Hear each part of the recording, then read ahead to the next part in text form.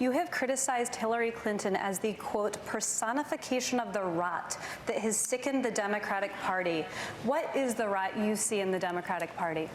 That our Democratic Party, unfortunately, is not the party that is of, by, and for the people. It is a party that has been and continues to be influenced by the foreign policy establishment in Washington, represented by Hillary Clinton and others' foreign policy, by the military-industrial complex and other greedy corporate interests. I'm running for president to be the Democratic nominee that rebuilds our Democratic Party, takes it out of their hands, and truly puts it in the hands of the people of this country, a party that actually hears the voices of Americans who are struggling all across this country, and puts it in the hands of veterans and fellow Americans who are calling for an end to this ongoing Bush, Clinton, Trump foreign policy doctrine of regime change wars, overthrowing dictators in other countries, needlessly sending my brothers and sisters in uniform into harm's way to fight in wars that actually undermine our national security and have cost us thousands of American lives. These are wars that have cost us as American taxpayers trillions of dollars since 9/11 alone, dollars that have come out of our pockets, out of our hospitals, out of our schools, out of our infrastructure needs.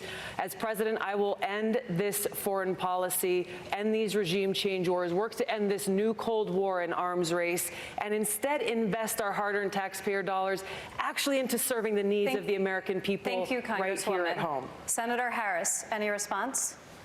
Oh, sure.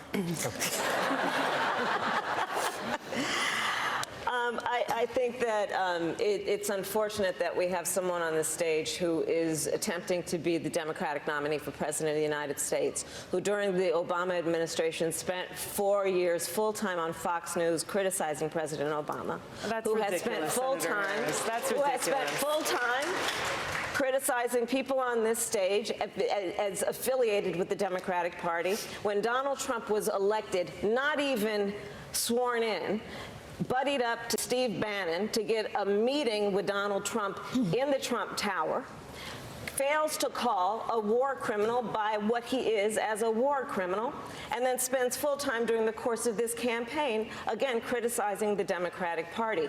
What we need on the stage in November is someone who has the ability to win. And by that, we need someone on that stage who has the ability to go toe-to-toe with Donald Trump, and someone who has the ability to rebuild the Obama coalition and bring the party and the nation together. I believe I am that candidate. Thank you, Senator. Yes. Congresswoman Gabbard, I'll give you a chance to respond. What Senator Harris is doing is unfortunately continuing to traffic in lies and smears and innuendos because she cannot challenge the substance of the argument that I'm making, the leadership and the change that I'm seeking to bring in our foreign policy, which only makes me guess that she will, as president, continue the status quo, continue the Bush-Clinton-Trump foreign policy of regime change wars, which is deeply destructive. This is personal to me because I served in Iraq. I left my seat in the state legislature in Hawaii, volunteered to deploy to Iraq, where I served in a medical unit where every single day I saw the terribly high human cost of war. I take very seriously the responsibility that the president has to serve as commander-in-chief, to lead our armed forces, and to make sure always, no, I'm not going to put party interests first. I will put the interests of the American people above all else. Thank you, Congresswoman. I want to briefly give Senator Harris a final second to respond. I believe that what our nation needs right now is a nominee who can speak to all people. I spent my entire career standing mostly in a courtroom speaking 5 words, Kamala Harris for the people. And it was about all the people, regardless of their race, regardless of their gender, regardless of where they live geographically, regardless of the party with which they're registered to vote or the language their grandmother speaks. We need someone on this debate stage in November who has the ability to unify the country and to win the election. And I believe, again, I am